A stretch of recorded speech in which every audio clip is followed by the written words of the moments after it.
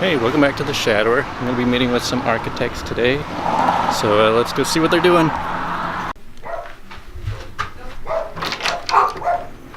Hello. Is Brent here? Yes. But I can pull off, I can erase the sight line off. Hey, how's it going? Good, how are you? Pretty good. I just want to kind of get a feel for what the job is like, basically. Okay. It's like being pecked to death by a duck. What do you mean by that? Everybody's after you. Of course, your dad, you probably see that in your dad. Yeah, it's true. So first off, how do you guys actually get work? How do people find you, and what are they looking for? We don't advertise. It's all word of mouth. Oh, that's interesting. So, I mean, and that's just the way we've done it over the years. And it's all, we just developed relationships with people. So somebody needs a building designed and they just come to you guys and say... Or they'll ask somebody, they'll say, hey, who do you use? And they'll get reference to us. And then our idea is to keep them as a customer. So our idea is to build long-term customers. Mm-hmm. I'll never do a job where I think it's a one-time use because we're trying to build a customer base that comes back to us. Yeah, that makes sense. And so that's kind of where we are. So what are the majority of your projects typically like then? We're probably about 80% commercial. So just a lot of office buildings and just business places. We do car washes, a lot of car washes, do a lot of storage structures. Okay. So when you first get a project, what is it like to just start one from scratch? Do they just tell you we want a building and then you just go for it? Or well, they give you some specifications? Typically, we're going to start out by meeting with them and they're going to go over, everybody's dollar driven. Mm-hmm. So typically you're going to have your first meeting and you're going to sit down and say, what do you want? Mm-hmm. And then once that's, and then they're going to tell you what you want, and then they're going to say how much it's going to cost. And then we have to call our engineers. Mm-hmm. We have to call and get pricing, and then we have to put together a budget, usually a fixed cost. We're usually fixed to it, so there's no, once we've set that cost, that's set in stone. So we got to be fairly careful. Right. Yeah, you don't want it to get too expensive over time. Yeah. So that's where that goes. So how exactly do you get to be like a licensed architect? Like, what do you have to go through? So the process to become an architect is varied. When I went through the process, University of Utah didn't offer an undergraduate degree in architecture. And so I have a degree in engineering. And so and it's helped me because as a result I do a lot of most of my structures I draw myself and then have my engineers check them. Yeah, that makes sense. So I got an undergraduate degree in engineering and then went on to get a master's of architecture, and then with that after you get your degree and you go through your schooling, you have to take a test, and when you pass the exam, then you have to do apprenticeship for so many years, and then you can license as your own architect. Yeah, I know my cousin is going through like an apprenticeship where if he works for 10 years under a licensed one, then he can eventually work his way into it. Yeah, that's the grandfathering program. And that's I don't know if that's still allowed in Utah. It must be if you got somebody doing it. Mm-hmm. Yeah. The way I did it though was education, and then I think the apprenticeship on education is only like 2 years or 3 years versus 10 years. Yeah. Don't you go to like 4 years of school? So what all do you have? Well, now I don't think there's a 4-year degree in Utah. Right now you have to get an undergraduate in architecture, but you cannot license, if I remember right. This is kind of what I've heard. You cannot license with an undergraduate. You have to go another year, like, and get an MBA but you can get your architectural degree in like 5 or 6 years, and then you can license. So like what all do you have to learn like in college? I mean, I would imagine architecture is more than just being able to draw a house. Yeah, no, they don't teach you how to draw in architecture. What do they teach teach you how to draft. You have to kind of learn that on your own. So what do you learn in school? I guess you do learn it because you have to present, and the only way to present is by drafting it. But drafting, when I was up there, they didn't teach a drafting class. It was all design and building systems and design, and making the buildings look good. There was very little technical drafting taught. I took one computer drafting class the whole time I was up there. So you basically learn the drafting is by being an apprentice for 3 years, and then you come out hopefully knowing how to draft well. But in order to present, you have to be able to draft. So probably one of the prerequisites if you want to be an architect, one of the prerequisites you got to do is know how to draft. Yeah. You'll be ahead. If you try to learn it in school, good luck. So would you say that the actual architecture part is more like art, and then the engineering is more like math? Yes. In fact, the first class you take in architecture is you have to do several art classes and architectural history classes, which are art classes. And then you move on to the studio work. The vast majority of architecture class is studio work, where they'll give you a building and say, design it. And then you design this building, and then you go and present it before a bunch of professors, and they rip it to parts and tell you how awful it is, and then you get a grade off that. So you got to have kind of tough skin. Yeah. If you want to go through the architectural design program. Yeah. Well, it seems like architecture is really evolving, like every decade or even every year. So, have you had to change your style over time? Well, it changed. And the styles that everybody's doing change all the time. I mean, what is modern today isn't modern tomorrow. And so, you've got to kind of keep yourself up to date on what. But a lot of times people don't want modern. So you've got to know different styles, because I've done houses all the way from wanting to recreate a 1950 farmhouse, to uber modern concrete walls, and so you kind of have to be a jack of all trades if you want to be successful, because some people aren't going to like the modern movement, what's going on in the modern movement.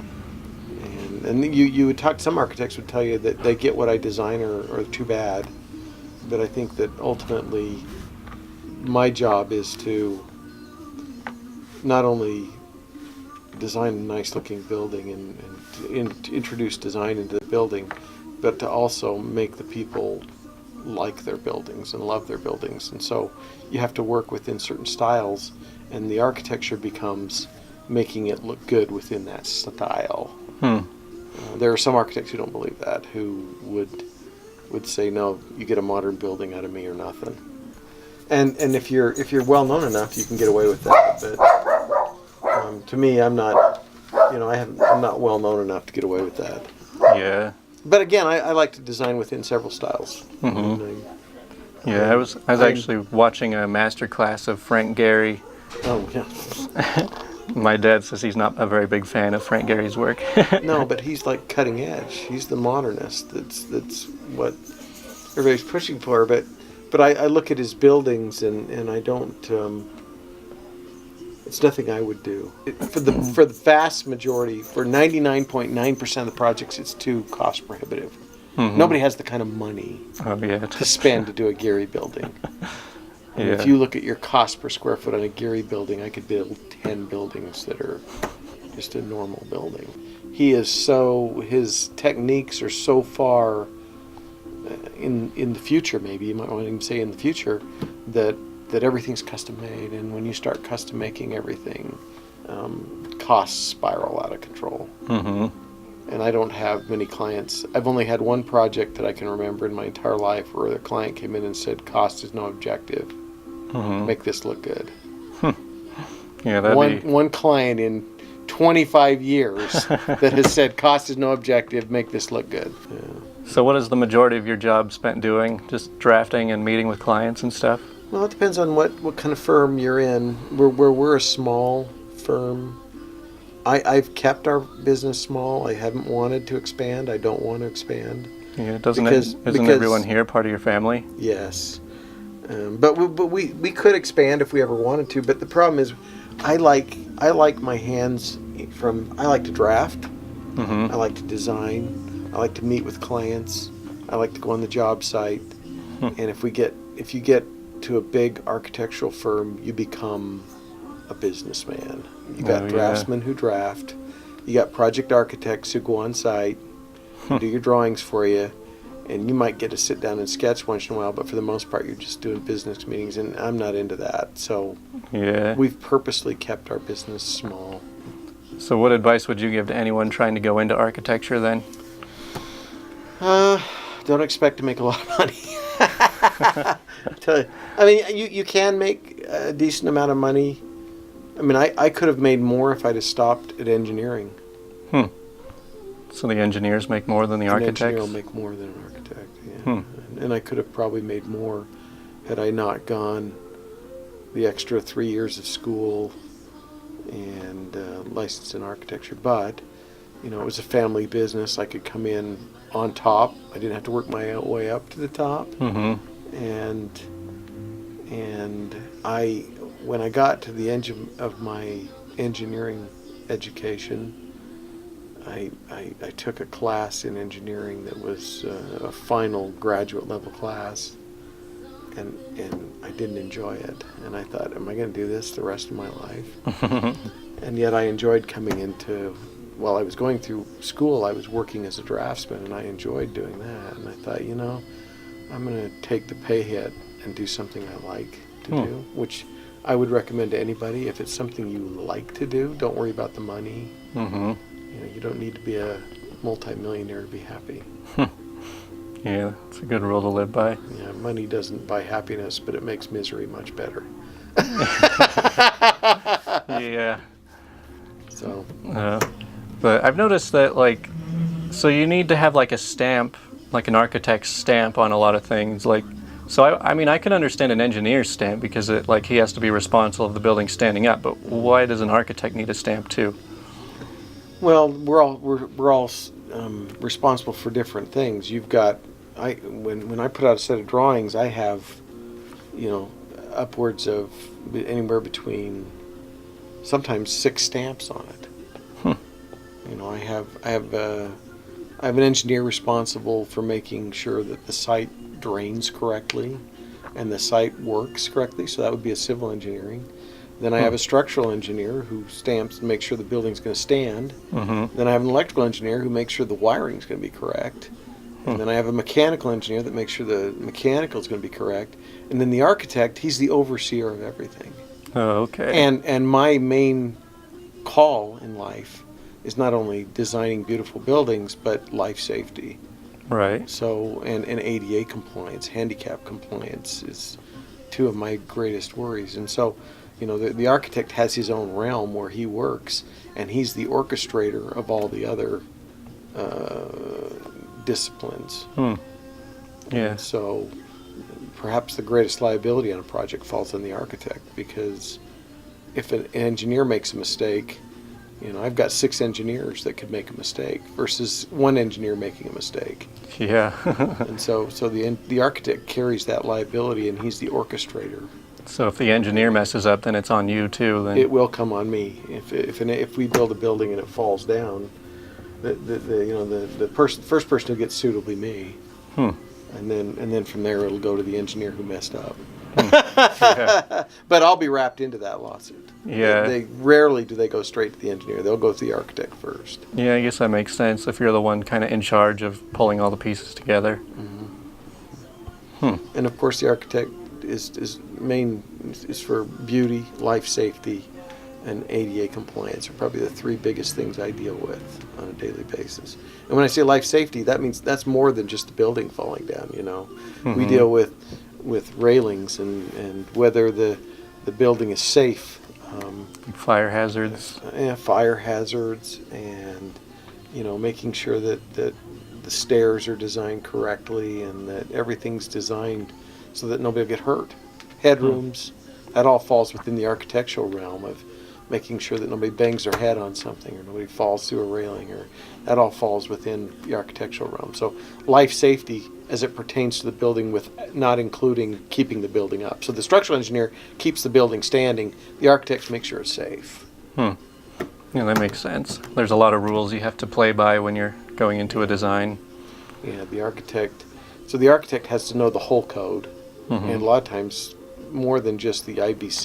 He has to know the International Building Code. He has to know the International Residential Building Code. He has to know the fire codes and all the other codes in order to make sure that the building meets all of the codes. Whereas a structural engineer may only need to know just a small part of the IBC, which is the structural sections. Are you in charge of like deciding all of the materials that go into every part of it? Including colors, finishes.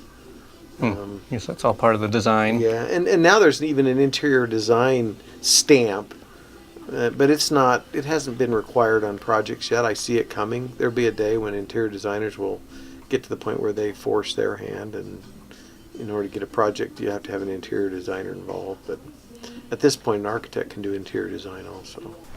Well, I mean, it looks like it looks like an architect's office when you got You're taking pictures of my messy office. when you got loads of large papers of drawings of houses and stuff. Yeah, I've dealt with that my whole life. Yes, I bet you have. Lots of old papers always laying. Although digitally, now that we're digital, it's a lot less paper than we used to go through. I mean, we used to have this whole wall would have been covered with drawings, with files with drawings in it that we hand drawn. Just rolls in of the them. old days. Rolls of drawings. Yeah, just stacked up.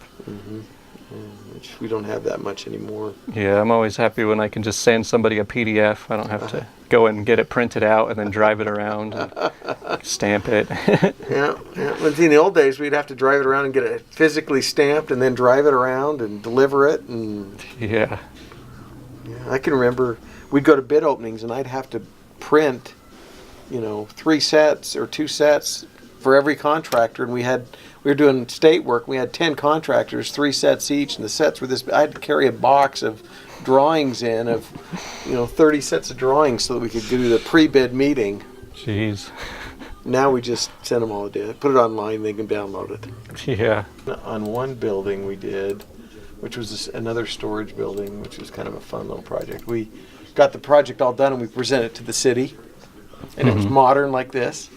And the city came back and said, I live on that street and I don't want to drive by that building because it's modern.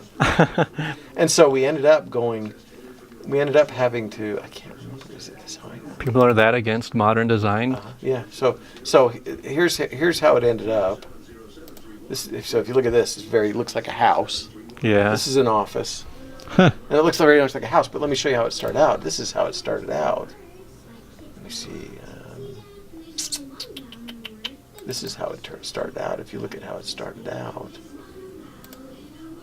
it's a very modern, angular building, very modern material. This is all metal siding and corrugated steel, a very modern entry, and it ended up with looking like a house because the city freaked out and said, no, you're not going to do that.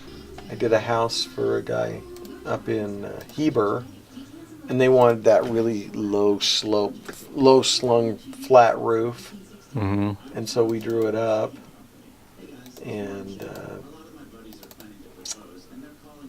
it was pretty modern looking low slung roof.